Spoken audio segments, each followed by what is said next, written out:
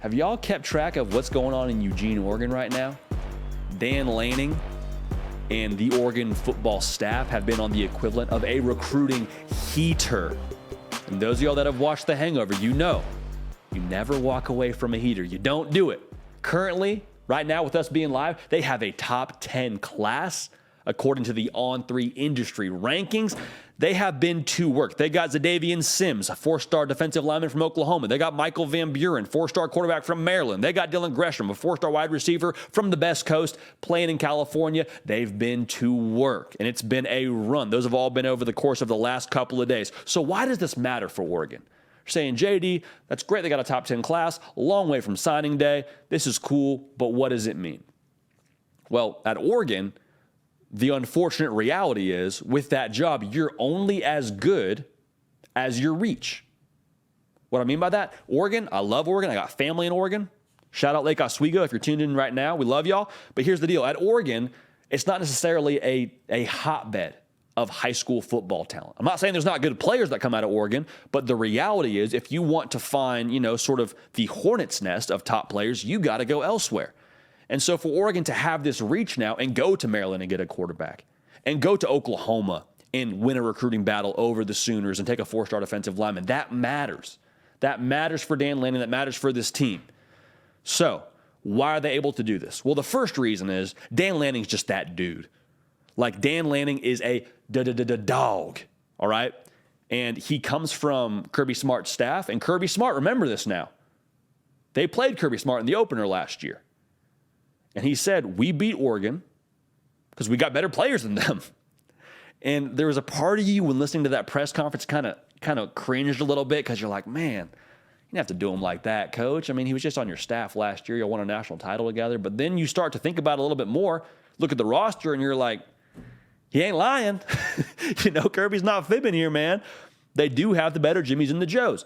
But Dan Lanning probably already knew that last year and has gone to work via the recruiting trail to go and get those Jimmies and Joes tirelessly to be a part of what he's building at Oregon.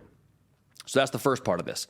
The second part of this is the brand power that they have at Oregon. I want to show you a video here in just a second, but the brand at Oregon, the Nike, the O, there's so much about that that's visible. And we sat down with Dan Lanning about 2 months ago, talked about this. Here's what he had to say. What is the national brand of Oregon, and how do you utilize that to go places outside of the West Coast to Texas and those Southeast states? Yeah, ultimately, I think Oregon's a brand that is a national brand. We can go anywhere in the world and go get the best players, and that's our job as coaches is to go find the best talent that can make our team better. And this is a place where people want to play, a place where, players want to come and compete. They have a familiarity with Oregon. This is one of those schools that a lot of kids grow up saying, hey, this is my dream school. This is where I want to play. I've always envisioned being in a place like this. And that allows us to go anywhere. It really allows us to go anywhere and find the right guys that want to be a part of something great and be a part of our team going forward. The brand power at Oregon, it's a real thing. He just said it. There's a lot of kids. It doesn't matter where you grew up at. You have memories of watching the Oregon Ducks playing meaningful football games. It's a lot of kids' dream schools. You know what the O is when you see it. You know that swoosh when you see it. It's a visible brand.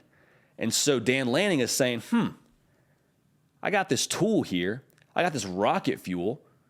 Might as well plug it into the apparatus that is Oregon football and take it on the trail and go to work. And that's what they've done, man. And we're seeing it pay dividends here. That's why they have a real chance to be as successful as they want to be if Dan Lanning continues to recruit how he's recruiting. Again, a top 10 class right now, all the way in Eugene, Oregon. They're building a program.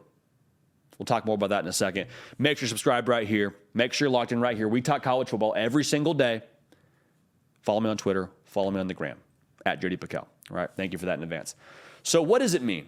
Like, that's great, JD, they got a brand. That's great that they've got good players. But what does it mean? Does it mean they'll have success down the line? I mean, well, yeah, that's what I'm trying to tell you. They're going to have good players to compete in those games down the line. But what's happening right now in college football? What's happening? The tectonic plates are starting to shift within the conferences.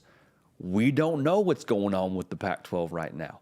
We don't know what's going to be going on with the ACC in however many months. That's right, not years, months. The Big 12, it seems like something's going on over there too. They're going to be aggressive in adding teams. So in this game of musical chairs that look like we're just barreling down a hill towards a Power 2 with the SEC and the Big 10, Oregon now is going to have an on-field product, an on-field brand that's going to be attractive to a lot of teams. Going to be attractive to a lot of, I guess, acquisition teams, to a lot of conferences when it comes time to add these pieces. Yes, they got the Nike money. Yes, they got the brand. But when you have the on-field product to go with it, and you have the longevity, you have the trend of how they're recruiting, that matters.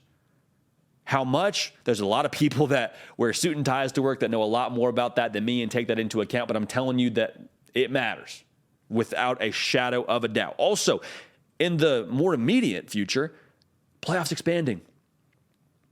Playoffs expanding. Why does that matter? No longer are the days where you can recruit your 3 stars, your guys that fit your system, and you can just roll out there, play who you got to play, go undefeated through the regular season, win the BCS, and play in the BCS title game. And you make it there, and you got one shot like Eminem, your music, your moment, you better not miss it. Like that was what Chip Kelly was able to do at Oregon and get them to that title game against Auburn.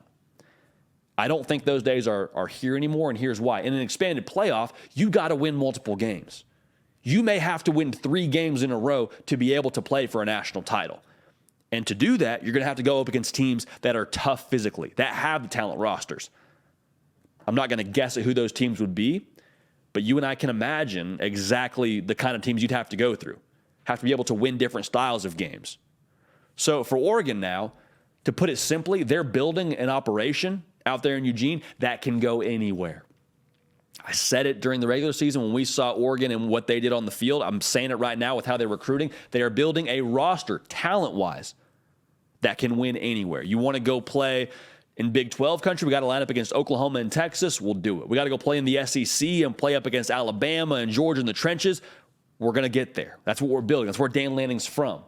So with that being said, Oregon is building a monster on the West Coast.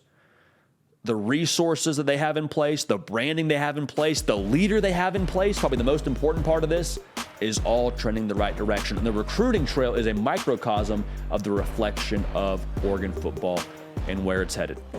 Hey y'all, thanks so much for watching. Subscribe to the channel here to make sure you don't miss an episode of The Hard Count. Also be sure to check out other videos on the On3 YouTube channel.